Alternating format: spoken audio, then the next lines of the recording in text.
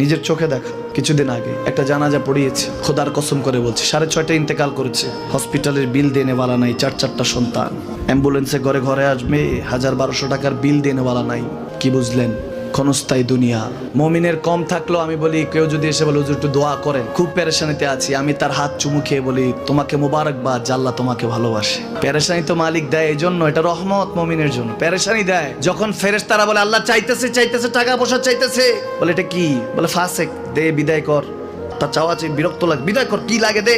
মুমিন যখন চাইতে থাকে আল্লাহ আমাকে কিছু লাগবে, যখন একটু করে চায় আমার মাটাকে সুস্থ করে দাও, বাবাটাকে আল্লাহ আমার স্ত্রীকে, আমার আমাকে একটু তৌফিক দাও, চাইতে থাকে মুমিন। আল্লাহ বলে যখন ফেরেশতারা দেখে মুমিন চাচ্ছে, দেরি করতে পারে না, তাড়াতাড়ি খাজানা নিয়ে দিতে নেবে, আল্লাহ বলে রাখোস না, এত তাড়াহুড়া কিসে?